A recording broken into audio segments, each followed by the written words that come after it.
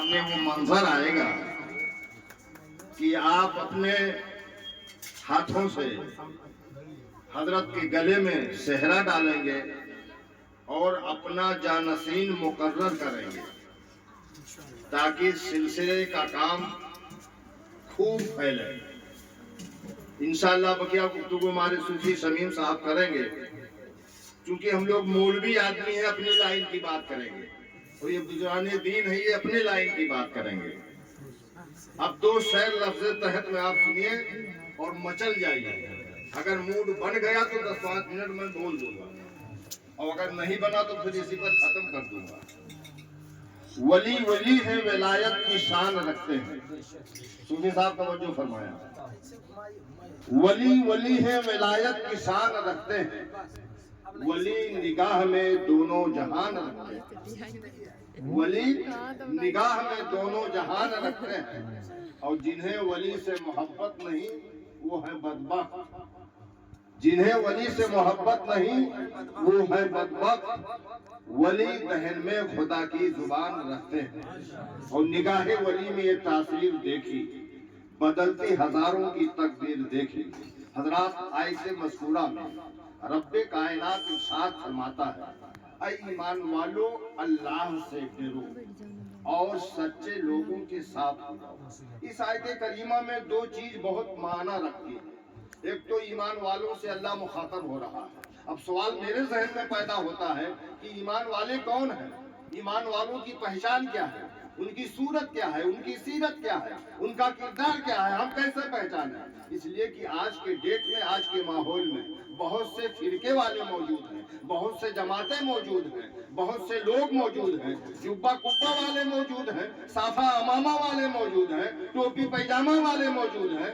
آخر آپ ایمان والا کسے کہیں گے؟ ہر جماعت والا اپنے آپ کو ایمان والا کہتا ہے، ہر جماعت والا اپنے کو جنتی کہتا ہے، ہر ایمان والا جو کہتا ہے کہ ہم حق پر ہیں۔ فیصلہ آپ کہاں سے کریں گے؟ بولو بھائی، بات سمجھ میں آ رہی ہے تو بولو، منہ نہ تاکو، بولو، خدا نے زبان دیا ہے تو بولو۔ آ جائیے، اندر آ جائیے، جگہ ہے یا بیٹھ جائیے۔ پڑھ لیجئے درود پاک، اللہم صلی علی سیدنا و سفینا مولانا محمد البارک وسلم، صلاۃ و سلام دائما علیک یا رسول اللہ صلی اللہ علیہ وسلم۔ حضرات شیر بڈھا ہو گیا ہے نا، تقریر کرتے کرتے اس عمر تک پہنچا ہوا الحمدللہ، اور تجربہ ہے، گرم آپ ساتھ دیں گے تو میں گرم ہوں گا۔ مجھے مرا پھر سمجھ لیجئے کہ بوسہ جو لے لیا ہے ولی کے مزار کا، بوسہ جو لے لیا ہے ولی کے مزار کا، ہے عرض پر دماغ نصیب بہار کا۔ آپ میرا ساتھ دیجئے، میں آپ کو بات سناؤں۔ پڑھیے ایک مرتبہ جھوم کر کے درود پاک، اللہم صلی علی سیدنا و سفینا مولانا محمد البارک وسلم، صلاۃ و سلام دائما علیک یا رسول اللہ صلی اللہ علیہ وسلم۔ ہم ہیں مدرس، کیا ہے؟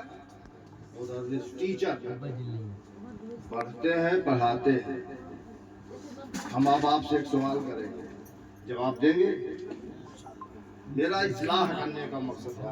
میں نے کہا نا کہ تقریر کرتے کرتے زمانہ گزر گیا، اب اصلاح کی ضرورت ہے۔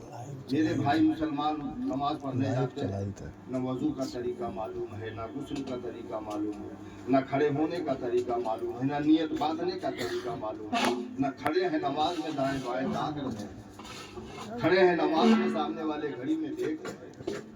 اب ان کی اصلاح ضروری ہے کہ نہیں؟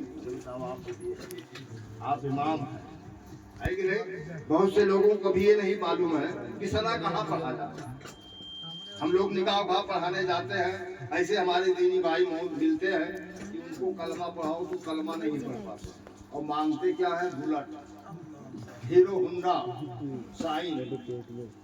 یہ ہمارے آپ کے اندر ساری برائیاں ہیں۔ اللہ تعالیٰ ہمیں اور آپ کو بچائے اور نیک راستے پر چلنے کی توفیق۔ اب ہر پہلو کو اگر میں تقریر کروں تو ٹائم زیادہ لگے گا۔ اب آئیے مین پوائنٹ پر آئیے، ایمان کسے کہا جاتا ہے؟ اگر آپ کہیں گے کہ نماز پڑھنے والے کو، تو میں یہ کہوں گا کہ نماز تو شیعہ بھی پڑھتا ہے، نماز تو رافضی بھی پڑھتا ہے، نماز تو دیوبندی بھی پڑھتا ہے، نماز تو خارجی بھی پڑھتا ہے، نماز تو وہابی بھی پڑھتا ہے، نماز تو مرزائی بھی پڑھتے ہیں، نماز تو نیازی بھی پڑھتے ہیں. آپ کسے ایمان والا کہیں گے؟ بولو بھائی، بات سمجھ میں آ رہی تو بولو یار، بولو. آپ میرے چارجر ہیں، جو آپ چارج کریں گے تو میں چارج. ہاں، تو ایمان والا کس کو کہتے ہیں؟ اگر آپ یہ کہیں کہ قرآن پڑھنے والا، روزہ رکھنے والا، تو یہ ساری جماعتیں تو بھی نماز میں قرآن پڑھتی ہیں، ساری جماعتیں تو بھی روزہ رکھتی ہیں، سارے لوگ بھی تو زکات دیتے ہیں. ہے ایمان والا کو. یہ پوائنٹ آپ کے سامنے میں رکھ رہا ہوں. اب آئیے اس کو حل کریں. کس سے؟ جو مرکز ایمان